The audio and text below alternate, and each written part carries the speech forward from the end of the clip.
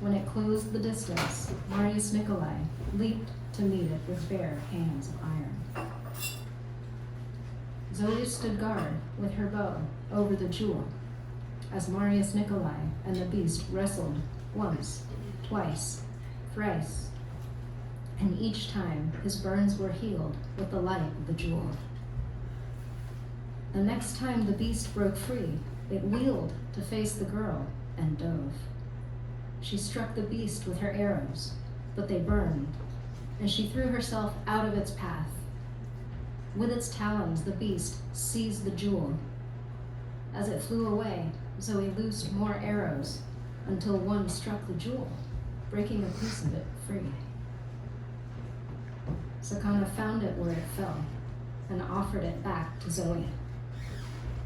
They knew the beast would return soon, so they fled back across the deserted city to the tunnel cave. Exiting the cave, they encountered a ship anchored off the coast and rowboats on the beach. Zoe retreated, but Marius Nicolai stopped her. He knew them, pirate traders who visited Babylon Magus. Zoe stayed hid, and Sakhana moved closer to investigate.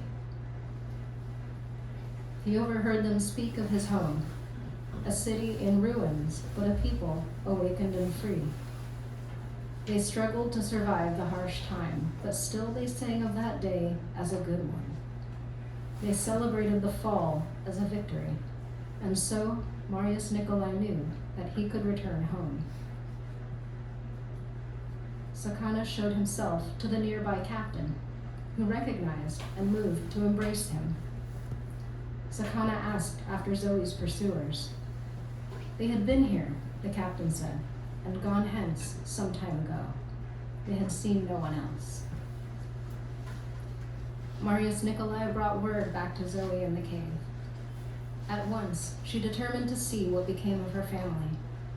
Sakhana accompanied her to the top of the cliff. Inside, the house was empty, but for a message. I'm going to break the poem right now to explain to everybody who just arrived, partway through, that this is an epic historical poem from an alternate universe. So it's a fictional epic historical poem from an intergalactic society with ancient roots on the human homeworld.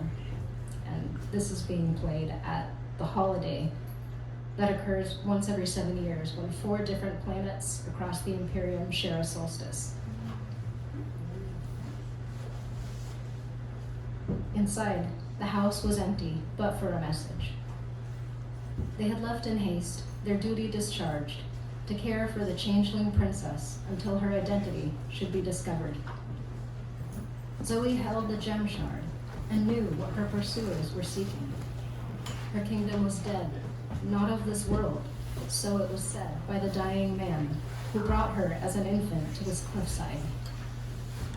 He had given them her true name, Veritas Merida. It was said that should she ever go to her old home, it would be her doom. Zoe wept. She knew she had seen it, and that she could not go back there, nor stay. Sakhana asked her to come with him, where he would rebuild his country. Though grieving, she agreed to the journey. Sakhana showed himself to the nearby captain, who recognized and moved to embrace him. Sakhana asked after Zoe's pursuers. They had been here, the captain said. Excuse me, that's the repeat page.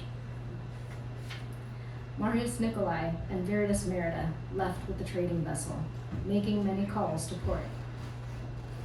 As they approached Old Babylon, there was more rumor of what was lost and gained in the fall of the city. Some spoke of the Magus and how its last son was missing, but Marius Nicolai kept his identity secret. They arrived at the port of Babylon Magus with an abundance of goods, carrying timber, fiber, stone, and food. These he distributed among people, still not revealing his identity. Zoe went with him, healing and listening, keeping the jewel concealed. By its magic, she gained knowledge of ways to live, without the forces that corrupted the city and brought its downfall. This she shared with Sakhana and his people. In time, they prospered. The city as they knew it disappeared, brick by gear. As the old fortress was being cleared, Marius Nikolai found a cellar door he hadn't before seen, blown askew on its hinges. A hallway led into the earth. He journeyed in, bringing none but Viridius Merida, who would not leave his side. The hallway went to a bank of empty storerooms. In the last of these, Sakhana found a hidden trapdoor with a ladder going further down. Here he entreated Zoe to turn back, but she would not, so they went on together. So absorbed were they in the mystery of this place, they didn't see the torch running low until it began to gutter. They were enveloped by darkness, and fear arose. Sakhana banished the angry spirits that crowded his mind. As they made to turn back in trepidation, Viridius Merida saw a glow in her pocket. She withdrew the gem, and it lit the hall. So they continued. Before long, the passageway ended. They examined the dusty end, uncertain. As Zoe held the gem to the wall, a light answered forth, describing a door with its hidden mechanism. Marius Nikolai and Viridius Merida entered a vast library chamber. The walls bearing volumes were flanked by massive statues that glowed as though living. These took many forms that Sakhana recognized as his people's ancient teachers of myth. He bent a knee before them, and at the sight of this place. Zoe held the jewel aloft, and the library responded with its own illumination. In wonder, they explored and examined the trove. Many of the finest volumes were empty, by myriad items of unknown but powerful magic. A wall of books opened before Zoe as she approached it, holding the gem. It revealed a stairway of masterful craft. Upon the stone steps were carved tales of great heroes. Sakhana asked Zoe if she would stay behind, and again she refused.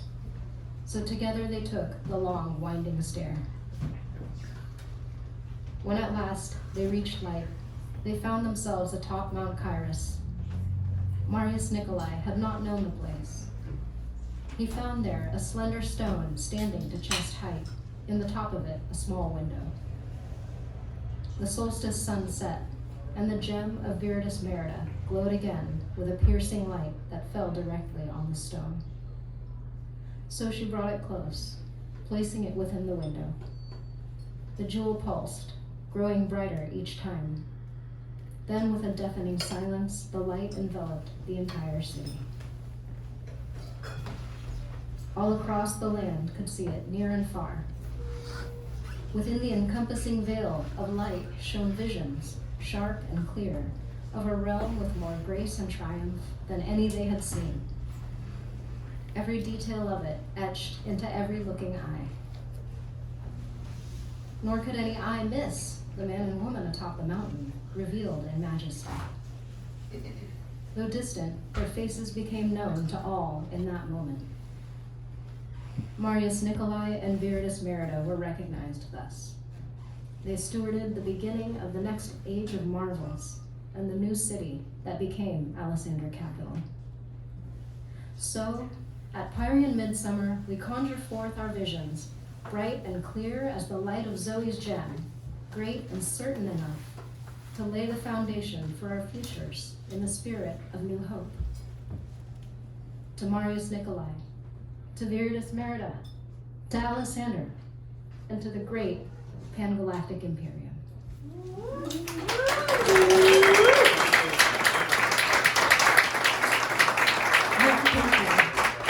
I have 2 books out of this trilogy, and it's not all epic poetry. That is so far the only entire epic poem that's in the series. But it's a fantasy space opera. Thank you, Eva.